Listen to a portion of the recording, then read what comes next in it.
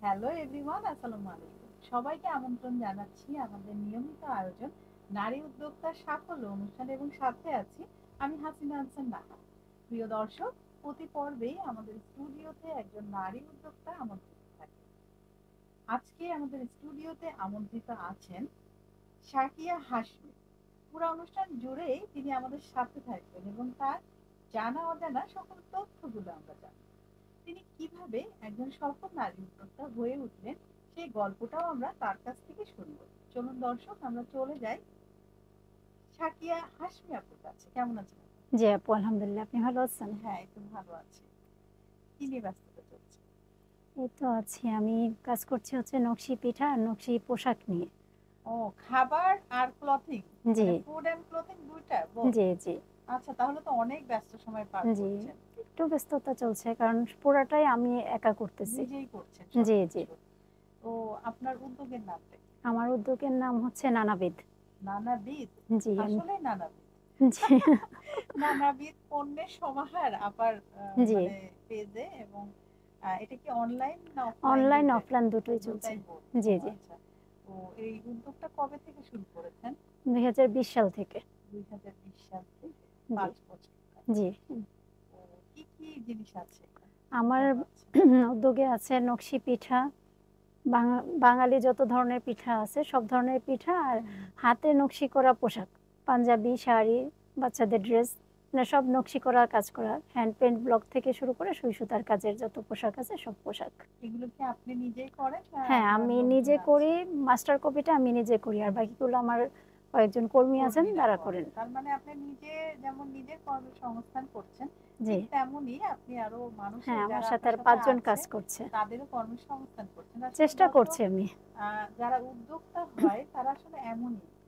মানে সবাই যদি চাকরি চায় তাহলে চাকরি আসলে দেবেটা কে? তো সেই জায়গা থেকে আমি বলবো, আপনি নিজে উদ্যোগ গ্রহণ করেছেন, উদ্যোক্তা হয়েছেন, তিনি নিজের কর্মসংস্থান করছেন এবং তার সাথে যে কর্মীরা আছে তাদেরও কিন্তু কর্মসংস্থান করছেন। মানে এই যে আমাদের যারা হচ্ছে মাঝারি ও শিল্প উদ্যোক্তা, আমরা যারা এসএমই উদ্যোক্তা বলে থাকি, তারা কিন্তু আসলে আমাদের অর্থনৈতিক দিক থেকে মেরুদণ্ডই বলবো আমাদের দেশে।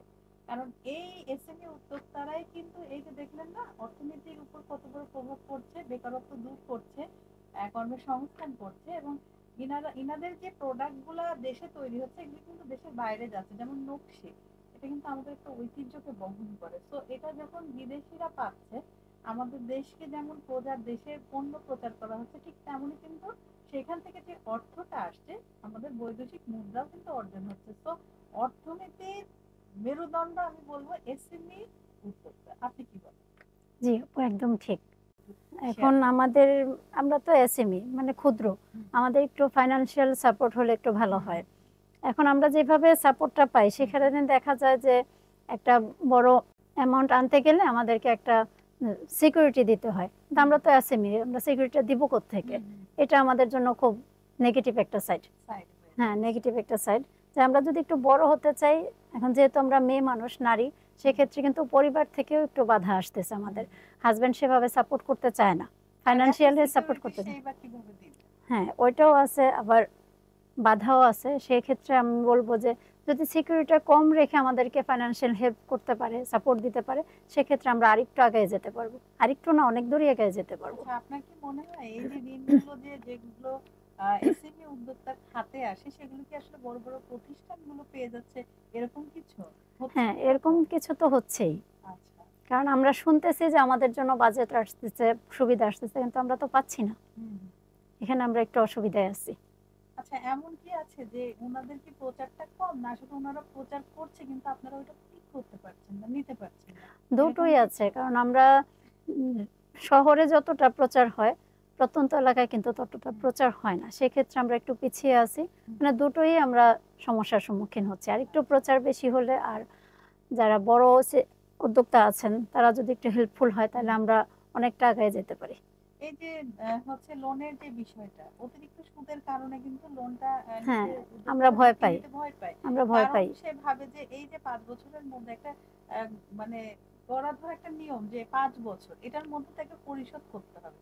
সেক্ষেত্রে এই যে ঝুঁকির ভয়ে তারা কিন্তু পিছিয়ে যাচ্ছে। হ্যাঁ, এই বিষয়টা আসলে কি কারণ মনে হয়? হচ্ছে সব সময় যে সবাই সফল হবে তেমন তো না। হুম, আমরা অনেকটা বাধা পাচ্ছি, আবার এগিয়ে যাচ্ছি। হুম, ব্যর্থতা আসতেছে, আবার আমরা উঠে দাঁড়াচ্ছি। হুম, সেই হুম, ক্ষেত্রে যখন আমরা ব্যর্থতায় যাই তখন তো আমাদের মাথার উপর ঋণটা থাকে। হুম, ওইটা আমাদের জন্য একটু কষ্টকর হয়ে যাচ্ছে। কারণ ঋণটা আমরা দিব, পরিশোধ করব হুম, কিভাবে? হুম, এটা একটু ঝুঁকি, একটু না অনেক হুম। বেশিই ঝুঁকি এটা আমাদের জন্য।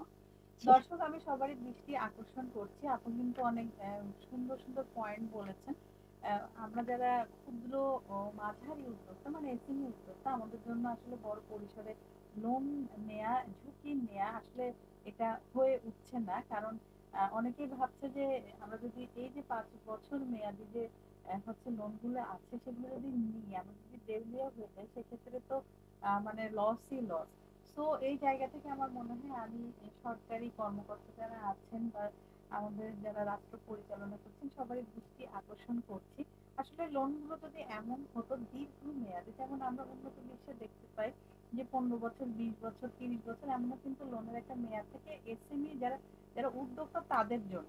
হ্যাঁ, তো আমাদের দেশে যদি ওই সিস্টেমটা চালু হয় যে দীর্ঘ মেয়াদী লোনের ব্যবস্থা এবং সুদ একদম নামে মাত্র, আমার মনে হয় যে সুদটা যদি উঠেই যেত, বিশেষ করে যারা উদ্যোক্তা তাদের মানে অ্যাজ এ উদ্যোক্তা হিসেবে, আমি রন্ধনশিল্পী হিসেবে আমি আমার জায়গা থেকে বলছি, যদি উদ্যোক্তা যারা আছেন তাদের জন্য সুদটা পুরো মওকুফ এবং দীর্ঘমেয়াদী লোন, যেমন 15 বছর বা 10 বছর, আহ, মানে 5 বছরের বেশি আমি বলতে চাচ্ছি, তো সেক্ষেত্রে আমার মনে হয় আমাদের দেশে আরো অনেক এসএমই উদ্যোক্তা তৈরি হতো, এই সেক্টরে আসতো এবং একটা ভালো ফিডব্যাক হতো। এবং যেহেতু এই এসএমই উদ্যোক্তাই কিন্তু আমাদের হচ্ছে মেরুদণ্ড, তো অর্থনৈতিক মেরুদণ্ড, তো আমাদের মনে হয় একটু আমাদের এই জায়গাটা একটু সফট হতে হবে। এবং আরেকটা বিষয় যেটা আপনারা শেয়ার করলেন যে যারা হচ্ছে বড় বড় উদ্যোক্তা আছেন, বড় শিল্প উদ্যোক্তা, তারা এসএমই উদ্যোক্তার যে সুবিধাগুলো অনেকটা তারা পেয়ে যায়। তো সেক্ষেত্রেও হয়তো বা আমাদের সরকার দেখছে বিষয়গুলো, ব্যাংকগুলো দেখছে কিভাবে সহজ করা যায় উদ্যোক্তাদের জন্য, কিন্তু অনেক সুবিধা দিয়েছে আমাদের সরকার এবং বিভিন্ন ব্যাংক দিচ্ছে বিভিন্ন জায়গা থেকে, মানে অনেক সুবিধা। আরেকটা বিষয় হচ্ছে অনেক উদ্যোক্তাই আসলে বিষয়গুলোর সাথে কানেক্ট থাকছে না। আপনাদেরকে একটু কানেক্ট থাকতে হবে, অনেক ওয়ার্কশপ হচ্ছে, অনেক সেমিনার হচ্ছে, সরকারি ভাবে বেসরকারি ভাবে, সেগুলোতে আপনারা অ্যাটেন্ড করেন এবং সেই জায়গাগুলো থেকে অনেক নতুন নতুন তথ্য কিন্তু আপনারা পেয়ে যাবেন। আবারও চলে আসছি আপনার উদ্যোক্তা জি আপু। জীবনে। এই যে এতগুলো কাজ করছেন, জি। এত বিষয় হ্যান্ডেল করছেন, এত উদ্যোক্তার মাঝে কাজ করছেন, তো আসলে বাধা তো নিশ্চয়ই ছিল। জি, বাধা ছিল আবার ছিল না। কারণ আমার ফ্যামিলি আমাকে খুব সাপোর্ট করছে। আমার ফ্যামিলি তো করেছে, হ্যাঁ, বাট বাহিরের যে বিষয়টা সেটা কেমন ছিল? তাদের বাহ! দৃষ্টিভঙ্গিটা কেমন ছিল? বাহিরের দৃষ্টিভঙ্গিটা ছিল যেমন পিঠা নিয়ে কাজ করাতে হুম, অনেকেই কটু কথা শোনাইছে। হুম, এখনো হুম। শুনছি যে সে পিঠা আচ্ছা, বিক্রি আচ্ছা। করে। পিঠা বিক্রি করে। হ্যাঁ, আচ্ছা, এরকম আচ্ছা। কটু কথা অনেক কানে আসছে। কিন্তু আমি এগুলি কানে দেইনি। পিঠা যে লোক কিন্তু আমাদের ঐতিহ্য। বিশ্বের কোন দেশে আমাদের মতো এরকম পিঠা কেউ তৈরি করতে পারে না। এটা আমাদের একটা গর্ব, অহংকার আমি বলব। জি, সেই অহংকার থেকেই আমি আর থেমে থাকি না। আমি সামনে আগায়ে গেছি। বাহ! চমৎকার। এবং রিভিউ খুব ভালো। জি, আলহামদুলিল্লাহ খুব ভালো। সবচেয়ে বেশি অর্ডার আসে কোন পিঠার? নকশি পিঠার, যে ফুল পিঠাও বলে, আমাদের নরসিংদীতে বলে ফুল পিঠা। আর পুরো বাংলাদেশে এটাকে নকশি পিঠা হিসেবে পরিচিত বেশি। এই পিঠাটার অর্ডার খুব বেশি আসে। আমাদের এখানে ১৪০০-১৫০০ করে অর্ডার আসে এই পিঠাটার। বাহ! আমাদের নকশি পিঠাটাই বেশি পছন্দ। আমরা যারা নরসিংদী আছি, নরসিংদীর ঐতিহ্যই হচ্ছে নকশি নকশি পিঠা। পিঠা। হ্যাঁ, এটা আমাদের সবারই বেশি এটা পছন্দ। কি আপনার খেজুরের কাটা দিয়ে ডিজাইন করেন? জি, এটা খেজুরের কাটা দিয়ে আমরা ১ম এ হচ্ছে একটা ডো তৈরি করি। হুম, হুম। চালের গুঁড়ি দিয়ে একটু একটা ডো তৈরি করি। রেসিপিটা শেয়ার করেন আমাদের দর্শকদের।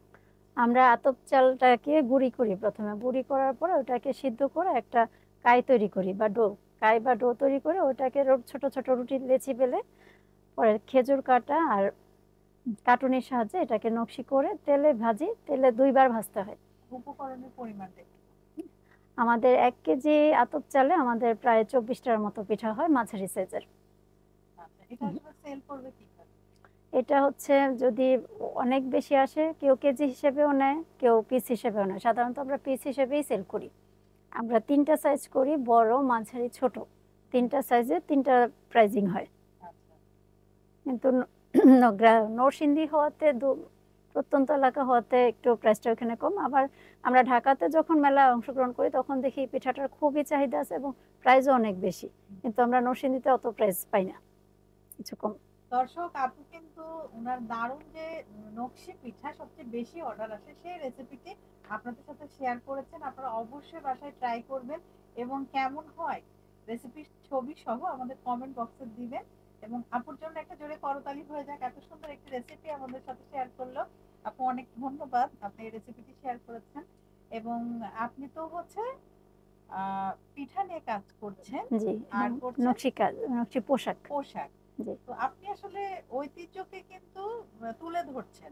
জি, আমাদের দুইটা বিষয় কিন্তু ঐতিহ্য বহন করে। জি, এই যে পিঠা, এই পিঠা কিন্তু সারা বিশ্বে নেই। এই যে যারা আপনাকে কটু কথা বলেছে যে সে পিঠা বিক্রি করে, কিন্তু আপনি ঐতিহ্য নিয়ে কাজ করছেন, সেটা ছড়িয়ে দিচ্ছেন সবার মাঝে। কারণ এখন ফাস্টফুডের উপর অতিরিক্ত ঝুঁকে পড়েছে সবাই। সেই জায়গা থেকে যদি আমরা ঐতিহ্যবাহী খাবারগুলো নিয়ে কাজ করি, এটা কিন্তু অনেক গর্বের।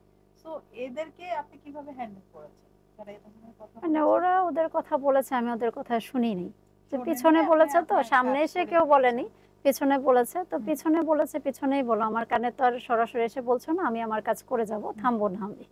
আচ্ছা, আপনার মতে উদ্যোক্তার আসল শক্তি কি, টাকা নাকি ধৈর্য? ধৈর্য। আচ্ছা। আমার কাছে হচ্ছে ধৈর্য, কারণ টাকা থাকলেই কি উদ্যোক্তা হওয়া যায় না। যেমন আমাকে হুম, কটু কথা বলছে, ওই কথাটা শুনে যদি আমি থেমে যেতাম, যে হুম। আমার পুঁজি আছে কিন্তু লোকে মন্দ বলে আমি করব না, তাহলে কিন্তু এটা আমার শক্তি না। আমি ধৈর্য ধরে কাজ করে হুম, গেছি, এটা আমার শক্তি। বাহ, চমৎকার। আপনি যখন কাজ শুরু করেছিলেন তখন কি এটাকে ব্যবসা হিসেবে ভেবেছিলেন না শখ? প্রথম তো শখ হিসেবেই করেছি মূলত এটা। এই আইডিয়াটা আমার ছোট বোন দিছে, আমার কাজিন চৈতি। সে আমাকে বলল যে আপু, এখন অনেক মানুষ অনেক কিছু করতেছে, তুমি তো অনেক কিছু পারো, তুমিও একটা উদ্যোগ নাও। হুম। মানে ওর কাছ কথা ইন্সপায়ার হয়ে আমি এই উদ্যোগটা শুরু করি। আচ্ছা, যে আপনার বসে না থেকে, যে হুম, একজন মাস্টার্স পাস করছি চাকরি হুম, হুম, পাচ্ছি না, বসে না থেকে করি, নিজে কিছু নিজে একটা। কিছু করি, হুম, ওই স্পৃহা থেকে আমার বাহ, উদ্যোক্তা হওয়া। চমৎকার। অনেকে ভাবে ব্যবসা মানে শুধু টাকা। আপনার কাছে আসলে ব্যবসা মানে কি টাকা না আনন্দ আছে? আনন্দ। ব্যবসা মানে আনন্দ, ব্যবসা মানে আমার, আমি নিজে একটা কিছু করছি, আমার একটা পরিচয় তৈরি হয়েছে। হ্যাঁ, বাহ, চমৎকার। মানে আমাদের যখন বিয়ে হয়ে যায় তখন কিন্তু আমাদের সেই নিকনেমটা হারিয়ে যায়, কারণ আমরা কারো মা। মা, কারোর বৌমা, কারোর স্ত্রী, আমরা কারোর হচ্ছে ভাবি, চাচি, মামি, মানে অনেকগুলো ক্যারেক্টার কিন্তু আমাদের প্লে করতে হবে, জি, অনেকগুলো দায়িত্ব। তো সেই জায়গা থেকে যদি আমরা নিজেদের জন্য সমস্ত দায়িত্ব পালন করে নিজেদের জন্য যদি কিছু একটা করি, আমার মনে হয় সেটা অনেক গর্বের এবং আমাদের সেই নিকনামটা কিন্তু ফিরে আসে। জি। গ্রাহক যদি কোনো সময় খারাপ রিভিউ দেয় সেক্ষেত্রে কি করে? সেক্ষেত্রে আমি বলি যে আমার, আমি নিজে থেকে সরি বলি যে আমার ভুল হতে পারে, মানুষ তো ভুলের ঊর্ধ্বে না, হুম, আপনি আমার জিনিসটা ফেরত দিতে হবে না, আমি আপনাকে আবার নতুন করে তৈরি করে হুম। দিচ্ছি।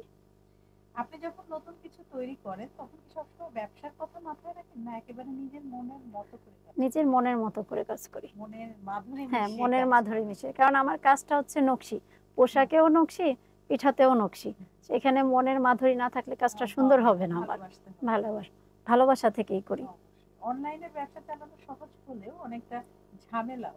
আপনি হ্যাঁ। কি মনে করেন অনলাইনটা সহজ না offline? দুটো দুইটা ক্যাটাগরি, তো দুই হুম, ক্যাটাগরি, দুই রকম সহজ, দুই রকম কঠিন। হুম, অনলাইনে সময় দিতে হয় অনেক বেশি। হুম, সেক্ষেত্রে পরিবারকে, মানে পরিবারের লোকজন একটু বিরক্ত হয় যে মোবাইল নিয়ে বসে আছো সারাক্ষণ অনলাইনে ঘাটাঘাটি, হুম। এটা একটু অসুবিধা হয়। এছাড়া আর কোনো সমস্যা নাই। সমস্যা না, নেই। আপনার বেশি অর্ডার আসে অনলাইন আমার থেকে? অনলাইনে বেশি অর্ডার আসে। অনলাইন। প্রতিদিনের ব্যস্ততা সামলে দীর্ঘমেয়াদী স্বপ্নের দিকে কিভাবে এগিয়ে যাচ্ছে? কিভাবে এগিয়ে যাচ্ছি, মানে আমি কাজ করে যাচ্ছি, আমি কাজ করে যাব, স্বপ্ন সত্যি হয়ে যাবে, বাহ, এটাই আমার। দারুণ। মানে কাজের বিকল্প কিছু নেই, না, না, কাজের কাজ বিকল্প করতে কিছু হবে। নাই, কাজ করতে হবে। আপনি তো অনেক জিনিস নিয়ে কাজ করছেন, কিন্তু আপনার এই জিনিসগুলো কিন্তু অনেকেই করছে, জি, প্রতিযোগিতা কিন্তু প্রচুর। হ্যাঁ, তো প্রতিযোগিতা সেই আছে। জায়গা থেকে আপনার প্রোডাক্টটি কেন মানুষ নেবে, কি এমন বিশেষত্ব আছে, বা কেন নিবে সেই বিষয়টা কেন সেরা আপনারটা? আমারটা সেরা আমি বলবো না, আমার চেয়ে সেরা আপুরা আছেন। আচ্ছা। এখন আমি বলবো যে আমি যেহেতু মন দিয়ে কাজ করি, ভালোবেসে কাজ করি, সেক্ষেত্রে হয়তো আমার কাজটা ইউনিক হয়, হুম, তার জন্য কাস্টমারের চাহিদা বেশি। হুম, বাহ, চমৎকার। আপনার কাছে কি বেশি গুরুত্বপূর্ণ, একটা নতুন জিনিস তৈরি করা নাকি গ্রাহকের সাথে একটা সুসম্পর্ক রাখা? গ্রাহকের সাথে সুসম্পর্ক রাখা। বাহ, চমৎকার। তো আপনার জন্ম বেড়ে ওঠা লেখাপড়া এগুলো সব করতেন? সব নরসিংদীতে। সব নরসিংদী? হ্যাঁ, সব নরসিংদী। আপনি আছেন ওইখানে হ্যাঁ, মানে বিবাহ সূত্রে ওখানে? হ্যাঁ, সবকিছুই। বাবার বাড়ি, দাদা বাড়ি, নানা বাড়ি, শ্বশুর বাড়ি সব নরসিংদী আমার। তাহলে ছেলেবেলায় তো নিশ্চয়ই অনেক মজার মজার স্মৃতি আছে, ওদের সাথে একটু শেয়ার করুন, যেটা মনে পড়লে মনটা ভালো হয়ে যায়, আবারও চলে যেতে ইচ্ছা করে সেই ছেলেবেলায়। ছেলেবেলায় নানু বাড়িতে খুব ভালো স্মৃতি আছে। নানু বাড়িতে গেলে আর আসতে ইচ্ছে করতো না। তা আব্বা অনেক সাপোর্ট করতো। আমার নানু বাড়ি যখন যাইতাম তখন আমার থেকে যেতে ইচ্ছে হতো, তখন আম্মা বলতো যে না থাকতে হবে না, স্কুল খোলা আছে। তা আব্বা এখানে কানে বললে আব্বা বলতে আচ্ছা ঠিক আছে আমি ম্যানেজ করে নিচ্ছি। এটা খুব এনজয় করি যে আব্বা সাপোর্ট দিত, আমি থেকে যেতাম, স্কুল খোলা থাক বা বন্ধ থাক থেকে যেতাম, নানু নানা ভাইয়ের সাথে খুব আনন্দে কাটাতাম। আমরা তো ছেলেবেলায় অনেক ধরনের খেলা খেলতাম, যেমন পুতুল খেলাটাও একটা ছিল, তো এরকম কি পুতুল খেলা বা কোন খেলাটা আসলে আপনি বেশি না, খেলাধুলার প্রতি আমি আগ্রহ বেশি আগ্রহ ছিল না? না, খেলাধুলার প্রতি বেশি আগ্রহ ছিল না। আমি আমার খালামণিদের সাথে খুব ক্লোজ, মানে ওদের সাথে গল্প করাটাই আমার খেলা ছিল। এটাই খেলা হ্যাঁ, ছিল। এটাই আমার খেলা ছিল, মানে আমি আমার খালাদের সাথে খুব থাকতে চাইতাম। আচ্ছা, আর আপনি যে স্কুলে পড়তেন সেখানে কি বান্ধবীরা কেমন হ্যাঁ, ছিল? বান্ধবীরা, তারা কি, তাদের সাথে কি এখনো যোগাযোগ জি জি, আছে? এখনো আমার বান্ধবীদের সাথে যোগাযোগ আছে। গেট টুগেদার জি হয়? হ্যাঁ, প্রায়ই যেহেতু হয়। আপনি নরসিংদীতেই আছেন, সেক্ষেত্রে অবশ্যই তাদের সাথে হ্যাঁ, যোগাযোগ ওদের সাথে আমার আছে। যোগাযোগ হয়। মানে অনেক সময় দেখা যায় যে মানে বিয়ে হয়তো একটু দূরে হয়ে যায়, সেভাবে যোগাযোগ হয় না। এখন কিন্তু তারাও কাকতালীয় কি হোক, আপনার মতো উদ্যোক্তা? না না, তারা বিভিন্ন প্রফেশনে আছে, কেউ টিচার আছে, কেউ প্রফেসর আছেন, কেউ হাউস ওয়াইফ আছেন। আমার বেচের মধ্যে উদ্যোক্তা আমি। আপনি যে বিজনেসটা করছেন হচ্ছে নকশি কাঁথা এবং নকশি পিঠা, জি, তো আপনার জন্য আসলে চাকরি ক্যারিয়ার নাকি এটা আপনার পরিচয়ের একটা উদ্যোক্তা আমার পরিচয়ের একটা অংশ, আমি অংশ? বিরাট বড় অংশ। চাকরিটাকে আমি ক্যারিয়ার করি নাই কখনোই। চাকরি করছি, আপনি শিক্ষিত, চাকরি আমি অনেকগুলাই করছি।